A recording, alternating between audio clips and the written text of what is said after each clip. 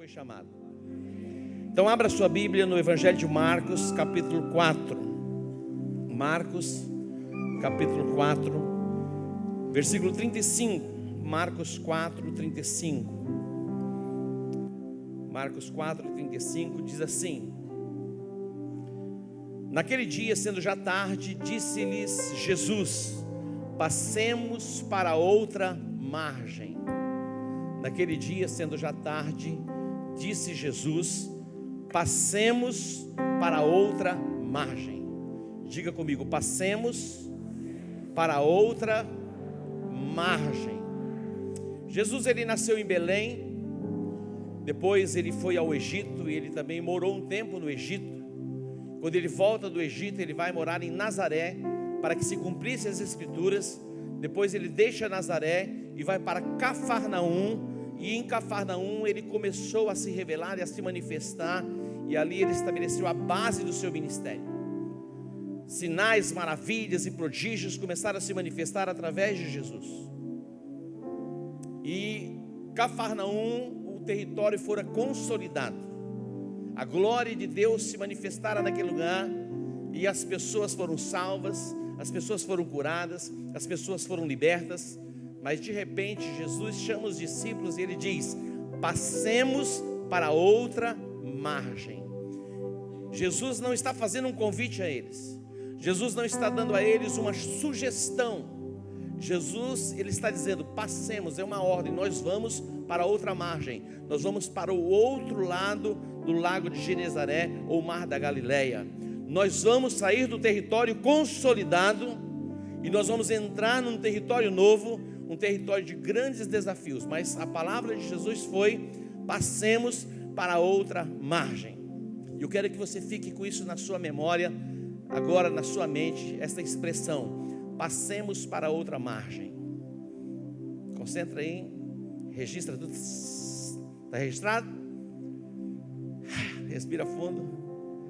Essa expressão fique dentro de você. O nosso Deus é um Deus de padrões e um Deus de propósito. Há um propósito, e neste propósito Deus estabelece o seu padrão.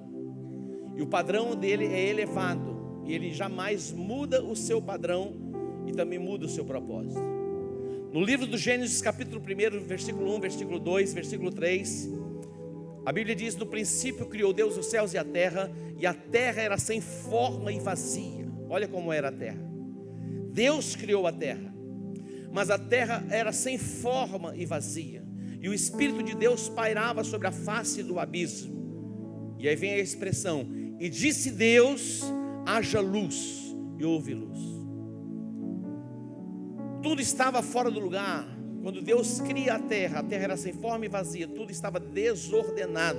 E Deus então vai estabelecer um padrão, e Deus vai estabelecer um propósito. Então ele diz: haja luz, e todas as coisas foram reordenadas, e todas as coisas foram colocadas no seu devido lugar. O nosso Deus é um Deus de padrão, o nosso Deus é um Deus de propósito, e Deus não baixa o seu padrão jamais. Quando Deus chamou Abraão, Gênesis capítulo 12, versículo 1, ele diz: sai da tua terra, da tua parentela, e vai para uma terra que eu te mostrarei. Farei de ti uma grande nação, abençoarei os que te abençoarem, e amaldiçoarei os que te amaldiçoarem. Em ti e na tua descendência serão benditas todas as famílias da terra. Esse é o propósito e o padrão de Deus estabelecido para Abraão e para a sua descendência. E a Bíblia diz que ele partiu, e ele levou consigo o seu sobrinho Ló. Ele falhou, porque Deus ordenou que ele saísse da sua terra, da sua parentela.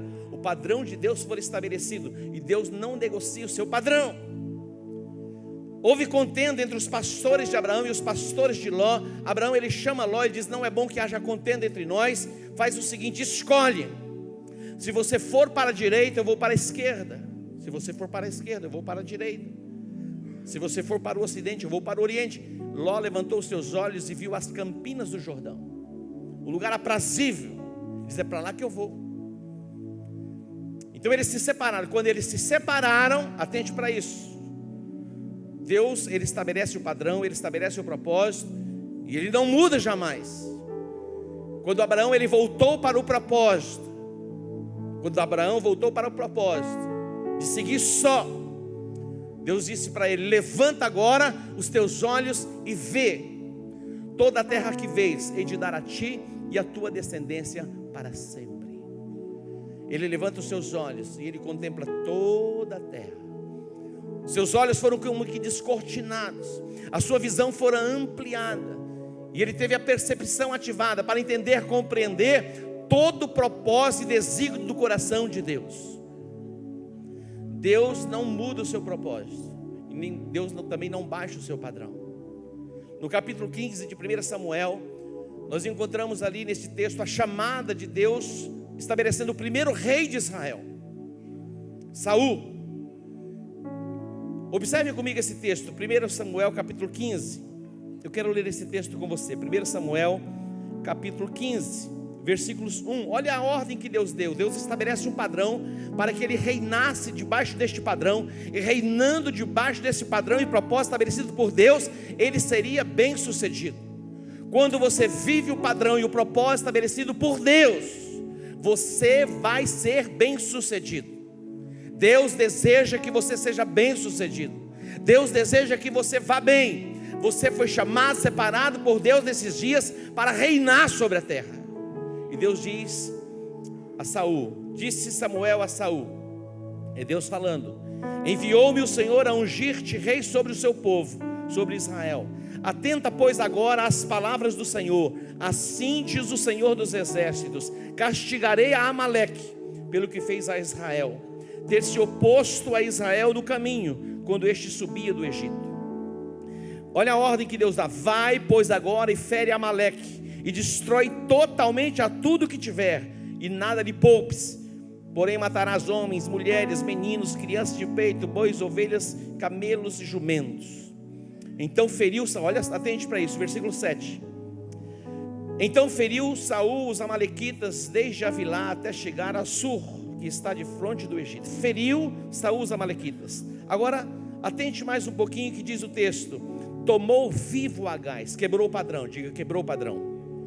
Tomou vivo Agag, rei dos amalequitas, porém a todo o povo destruiu ao fio da espada. E a Saul e o seu povo pouparam a Agag, e o melhor das ovelhas, e dos bois, e dos animais gordos, e dos cordeiros, e o melhor que havia, e não os quiseram destruir totalmente. Porém toda coisa vil e desprezível destruíram. Olha só, quebrou o padrão, diga quebrou o padrão. Então veio a palavra do Senhor a Samuel dizendo: arrependo-me de haver constituído Saul rei, porquanto deixou de me seguir e não executou as minhas palavras. Então Samuel se contristou e toda a noite clamou ao Senhor. O nosso Deus é um Deus que estabelece padrão. Há um propósito, um desígnio profético de Deus para a minha vida e para a sua vida, e Deus não muda jamais. Não muda jamais. A nossa chamada nesses dias, onde voltamos para a nossa casa, é uma chamada para ajustarmos o nosso comportamento ao padrão estabelecido por Deus, para que o propósito dele se cumpra 100% nas nossas vidas como igreja. Eu quero destacar 3 coisas fundamentais. Primeiro, Mateus capítulo 22. Aqui se resume os mandamentos de Deus. Eu quero destacar 3 coisas onde Deus estabelece o seu padrão, e este padrão deve ser imutável, e é imutável. Eu quero falar a respeito de Deus, a respeito da família e a respeito da igreja. E você vai ser ampliado no seu entendimento, e você vai viver a plenitude deste propósito e deste padrão estabelecido por Ele, e você vai prosperar poderosamente nesta terra. Quantos crentes para dizer amém, digam amém? Mateus capítulo 22, versículo 37 diz assim: amarás o Senhor teu Deus de todo o teu coração e de toda a tua alma e de todo o teu entendimento. Jesus está resumindo todos os mandamentos, e ele diz: amarás o Senhor teu Deus de todo o teu coração, de toda a tua alma e de todo o teu entendimento, vírgula. Ele fala, o segundo é: amarás o teu próximo como a ti mesmo. A nossa chamada é para amarmos a Deus acima de todas as coisas. Deus deve ser sempre o número 1 na sua vida. Jamais Ele vai ser o segundo, ou terceiro, ou quarto. O lugar que Deus deve ocupar no meu coração, no seu coração, é o lugar de número 1, a primazia do nosso coração deve ser de Deus. Amarás o Senhor teu Deus de todo o teu coração, de toda a tua alma e de todo o teu entendimento. Mas não para aqui. Ele diz: e amarás o teu próximo como a ti mesmo. Deus, ele se revelou a nós, ele se manifestou a nós no seu amor, e a Bíblia diz que ele nos amou de tal maneira que ele deu o seu Filho unigênito. O amor envolve uma ação, envolve uma atitude. O amor é muito mais do que simplesmente palavras cantadas ou feitas em versos ou em estrofes e canções. O amor, ele é expressado em uma atitude. Deus expressa o seu amor à humanidade enviando o seu Filho Jesus para morrer na cruz, para assumir o meu lugar de maldição, o seu lugar de maldição, para trazer vida plena e vida abundante a todos os homens. Diga: amar a Deus sobre todas as coisas e o próximo como a mim mesmo. João 14, Jesus diz assim, João 14, 15. Olha o que Jesus está dizendo: se me amais, guardareis os meus mandamentos. Se vocês me amam, vocês guardam os meus mandamentos. Tem muita gente que diz: eu amo a Deus, eu amo a Deus, eu amo a Deus, eu amo a Deus. Faz até canção que ama a Deus. Mas aquele que ama a Deus guarda os seus mandamentos. E eu quero dizer para você, preste atenção: os mandamentos do Senhor, eles não são pesados. Os mandamentos do Senhor não são penosos. Há uma onda neste mundo e uma corrente de pensamento que diz que a Bíblia é um livro ultrapassado de regras, de ordenanças, que tem o propósito de nos privar, de nos limitar na nossa liberdade de escolha, para nos prender, nos deixar cativos, impedindo-nos de sermos plenos e gozarmos a vida. Mas na verdade os mandamentos de Deus, as ordenanças do Senhor, são meios pelos quais nós podemos ser guardados nos nossos sentimentos, nas nossas emoções, preservados na nossa alma, para desfrutarmos de uma vida plena em liberdade. Aqueles que me amam guardam os meus mandamentos. E no versículo 21 do capítulo 14, Jesus diz: aquele que tem os meus mandamentos e os guarda, este é o que me ama. E quem me ama, atente para isso, e quem me ama será amado de meu Pai, e eu também o amarei e me manifestarei a Ele. Aquele que ama a Deus, e Jesus está dizendo, também vai ser amado. E aquele que me ama, eu me manifestarei a Ele, eu me revelarei a Ele. Deus, ele se manifesta, Deus se revela em Jesus Cristo, aqueles que o amam. Você vai poder compreender com perfeição a obra da redenção. Algo tão extraordinário e poderoso aconteceu na cruz do Calvário. E quando você se volta para Deus em expressão de amor, Deus começa a se revelar a você, Jesus começa a se manifestar a você, e você vai ser transportado para esta dimensão de entendimento, para viver a plena liberdade em Cristo Jesus. Esses tormentos da sua mente, esses tormentos da sua alma cairão por terra, e você viverá uma vida completamente de libertação. Diga: eu amo a Deus sobre todas as coisas. Diga: e eu amo o próximo como a mim mesmo. Família, diga família. Observe o que diz Tiago capítulo 5, 1 Timóteo capítulo 5, 1 Timóteo capítulo 5, versículo 8, falando a respeito da família. Diz o texto: se você não cuida dos seus, principalmente dos da sua família, negou a fé e é pior do que os incrédulos, ou do que o incrédulo.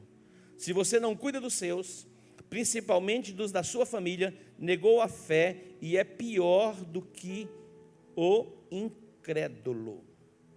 A Bíblia, ela traz luz a respeito do matrimônio, a respeito do casamento. A Bíblia, ela traz luz a respeito do papel do marido, a respeito do papel da mulher, e a respeito do comportamento dos filhos, e o comportamento do pai, e o relacionamento que tem também com os filhos. Há uma ordem divina. E se vivemos esta ordem divina e este padrão divino, estas tormentas, neuroses e que perturbam a nossa mente cairão por terra. Se a mulher viver a sua chamada na plenitude como mulher, a mulher vai desfrutar de paz, vai desfrutar de alegria, a mulher vai ser plena, vai ser completa. Se o homem viver o seu papel estabelecido por Deus, no seu padrão e no seu propósito, e a recomendação para o homem é que nós devemos amar as nossas esposas como Cristo amou a igreja. Ô maridão, essa é a chamada de Deus para você. Ame a sua esposa como Cristo amou a igreja, e como Ele amou a igreja, a si mesmo se entregou por ela. Igreja gloriosa, sem mácula e sem ruga. Assim devem os maridos amar as suas mulheres. E há uma recomendação bíblica a respeito dos filhos. Os filhos devem obedecer os seus pais e honrar os seus pais. É o primeiro mandamento com promessa. É questão de sabedoria, de inteligência, honrar pai e mãe. Mas também não para aí não, papai. Há uma recomendação bíblica para você: não provoqueis a ira aos vossos filhos. É forte, né? Muitos pais provocam a ira dos filhos. Não provoquei a ira dos nossos filhos. Se nós nos submetermos e vivermos este padrão bíblico, nós desfrutaremos de paz e prosperidade na terra.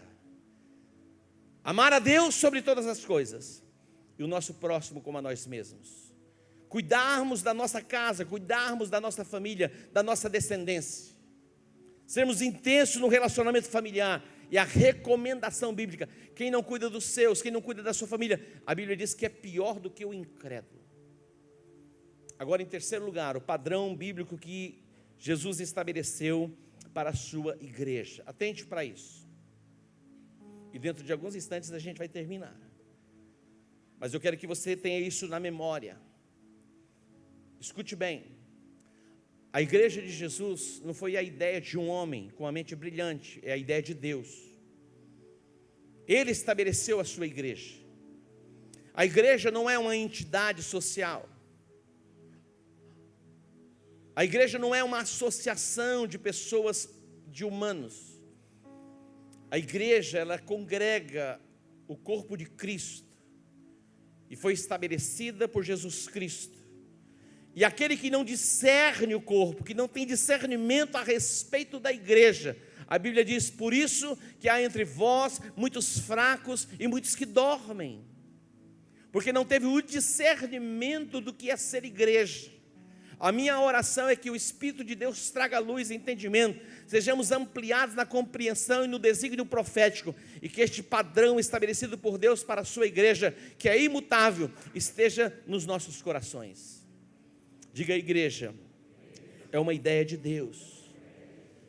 Discernir é ter clareza a respeito deste tema, desta expressão chamada igreja. No Monte das Bem-aventuranças, Jesus ali instruindo os discípulos, ele vai falar a respeito do papel da igreja, e ele diz: vós sois o sal da terra, vós sois a luz do mundo. O sal, ele exerce influência, o sal preserva. A Bíblia diz que o sal se torna insípido e nada mais serve, a não ser para ser lançado no monturo e ser pisado pelos homens. Assim resplandeça a vossa luz diante dos homens, através das boas obras. A igreja é uma ideia de Deus, a igreja não é uma ideia humana.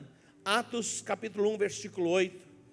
Jesus, ele dá uma ordem aos discípulos que estavam caminhando com ele, e Jesus diz: permanecei em Jerusalém, até que do alto vocês sejam revestidos de poder. Esta palavra poder também é virtude. E então vocês serão as minhas testemunhas, preste atenção, em Jerusalém, Judeia, Samaria e até os confins da terra. E recebereis virtude, diga virtude. Dá uma mexidinha com o seu irmão, você vai receber virtude nessa noite. Preste atenção, virtude. Virtude fala de capacitação para se cumprir um propósito. Pessoas desqualificadas, quando recebem a virtude, o poder do Espírito Santo, ela se torna uma pessoa adequada para cumprir um propósito, uma missão em alto padrão. Jesus, ele não escolheu pessoas perfeitas para vir caminhar com ele no discipulado.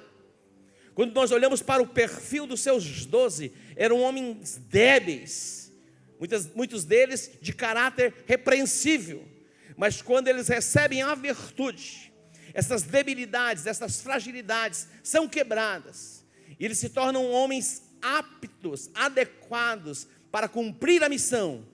E o propósito estabelecido por Jesus foi Jerusalém, Judeia, Samaria, até os confins da terra. Diga: Jerusalém, Judeia, Samaria e até os confins da terra. Essa é a nossa chamada. Atos 2:42 diz que eles receberam virtude e eles perseveraram na doutrina dos apóstolos, na comunhão, no partir do pão e nas orações. E em cada alma havia temor, e muitos sinais, maravilhas e prodígios eram feitos pelos apóstolos. Nós viveremos intensamente este propósito profético em alto padrão. Não nos desviaremos nem para a direita, nem para a esquerda. Não negociaremos a nossa chamada como igreja evangélica em Campo Grande, na proclamação do Evangelho de Cristo, que salva, que cura, que liberta, que transforma, que nos dá direito a vivermos uma vida abundante nesta terra. Não negociaremos este padrão estabelecido por Ele. Somos igreja de Jesus, preste atenção. Nenhuma outra instituição na face da terra está autorizada para proclamar o Evangelho de Cristo, promovendo salvação, libertação e cura aos perdidos. Nenhuma outra instituição, por mais recursos que as instituições tenham, nenhuma está autorizada e foi designada para cumprir esta missão, a não ser a igreja de Cristo. Como é glorioso, maravilhoso poder discernir o que é a igreja de Jesus nesses dias. Nós não negociaremos jamais a nossa chamada por nada. Os nossos olhos estão sendo abertos e iluminados para entendermos e compreendermos o padrão que Ele estabeleceu para a sua igreja, e viveremos intensamente este propósito e este padrão. Voltando aqui para este texto, quando Jesus diz: passemos para outra margem. Diga comigo: passemos para outra margem. Dá uma mexidinha com a pessoa e diga assim para ela: passemos para outra margem. Hoje o Espírito de Deus vai levar você, conduzir você para outra margem. Preste atenção, Jesus não está dando uma sugestão. Estou dando uma sugestão para vocês, para a gente ir para um outro território. Eu estou dando uma sugestão para vocês, para a gente deixar essa base que já foi consolidada, para encararmos novos desafios. É uma sugestão, não é sugestão. Jesus está dizendo, Ele está afirmando: passemos para outra margem. O território em que estamos já é território consolidado. Eu tenho novos desafios para vocês. Algumas pessoas, elas gostam de desafios. Outras se sentem melhor na zona de conforto. Mas eu quero dizer para você: Deus vai tirar você da zona de conforto, porque Ele quer cumprir o desígnio profético para a sua vida e sobre a sua vida em alto padrão. Aplauda o Senhor. A expressão é, olha, a expressão é essa, escute aí, abre os seus ouvidos. Hashtag IECG até os confins da terra. Hashtag IECG até os confins da terra. Deus quer nos levar a uma nova dimensão. Por isso que Ele está dizendo: passemos para outra margem. O que me importa é ser reconhecido como um grande líder, se não estiver vivendo o padrão que Deus estabeleceu para a minha vida e para o meu ministério. Nós viveremos 100% daquilo que Deus nos chamou para vivermos. Não negociaremos a nossa chamada. E nesses dias o Senhor tem nos ampliado. E proclamaremos o Evangelho em Campo Grande, no Mato Grosso do Sul, no Brasil e nas nações da terra. Quando você é desafiado e chamado debaixo de uma palavra profética como essa: passemos para outra margem, que não é uma sugestão, não é uma ideia, é um propósito estabelecido, padrão. Eles adentrariam em novos territórios que estavam debaixo de possessões demoníacas. Pessoas estavam cativas, oprimidas, Mas Jesus vai entrar no território. Mas antes que Jesus chegasse ao território, um temporal se levantou de repente. Quando você decide sair da zona do conforto para viver o propósito de Deus, parece que as coisas começam a se desarranjar. E algumas pessoas até têm dúvida. É interessante isso. Olha como Satanás trabalha. Outro dia, uma miséria disse assim para uma pessoa que tinha tomado uma decisão mais ou menos nesse sentido, e a filha está doente, falou: isso é consequência dessa decisão, fora do propósito. Olha o Satanás, você nem do diabo, pessoas vêm falar coisa pelo diabo. Já foram falar para a pessoa que a filha estava doente, em consequência, a decisão que a pessoa tomou de não caminhar mais numa direção. Então, não vai faltar pessoas para falar as coisas. O que importa é que nós, como igreja, estamos certos do propósito e do padrão que Ele estabeleceu para nós. E nós proclamaremos o Evangelho em Jerusalém, Judeia, Samaria e até os confins da terra. A Bíblia diz que a criação está gemendo, esperando a manifestação dos filhos de Deus. A criação está gemendo. Nenhuma outra entidade na terra tem poder e autoridade para proclamar salvação, curar os enfermos e libertar os cativos. Outro dia, uma discípula da pastora Lil veio compartilhar comigo, quando numa noite alguém liga para a sua casa dizendo: olha, eu preciso de ajuda, tem uma pessoa possessa aqui. Ela disse: apóstolo, foi a minha primeira experiência expulsando demônios. E ela disse: no começo eu temi muito, eu pensei em chamar a minha pastora para que ela fosse comigo. A Zenilda, está ali a Zenilda. Está assim, Zenilda. A Zenilda. Ele falou: pensei em chamar a minha pastora para ir comigo, fiquei temerosa, mas fui. Sabe o que aconteceu? Quer saber? Depois eu conto. Ela foi tomada por um temor, mas ela foi na autoridade do nome de Jesus. Sai no nome de Jesus. Sabe o que aconteceu? A pessoa foi liberta. Você pode aplaudir ao Senhor? A igreja tem a autoridade para curar os enfermos e para expulsar os demônios. E toda a igreja, todos nós, revestidos de autoridade e de virtude, capacitados para este propósito, desenvolveremos a nossa chamada e viveremos a plenitude deste propósito. Não nos desviaremos nem para a direita nem para a esquerda. Preste atenção. Você não pode imaginar o quanto as pessoas estão cativas e aprisionadas nas suas emoções, com as suas neuroses. E nós temos armas poderosas para promover libertação e cura. Nós não podemos ficar indiferentes nesses dias. O Senhor está dizendo para mim e para você: passemos para outra margem. Queridos, eu poderia continuar a minha vida como está. Ela está linda, está maravilhosa, gloriosa, perfeita. Mas eu quero viver os novos desafios que Deus tem para a minha vida. E nesses próximos anos eu viverei intensamente o propósito e o desígnio profético de Deus em alto padrão, para que nós sejamos aquilo que Ele deseja que sejamos, o qual Ele pagou um preço através do seu Filho amado na cruz do Calvário. E nós viveremos este padrão para o louvor e para a glória do nome dEle. Você pode aplaudir a Ele? Nesta noite eu quero orar por você. E o Senhor está dizendo a você: passemos para outra margem. Não tenha medo. Que o temor seja tirado do seu coração. O Senhor está dizendo para você: passemos para outra margem. O lugar que você está maravilhoso, não está? Extraordinário, não está? Deus já tem nos colocado num lugar maravilhoso, glorioso. Mas Deus quer nos levar para um outro nível. Mesmo que tenhamos que passar por alguns desafios momentâneos, nós adentraremos neste território novo e ali estabeleceremos as bases de proclamação do Evangelho, trazendo cura, trazendo restauração, trazendo libertação.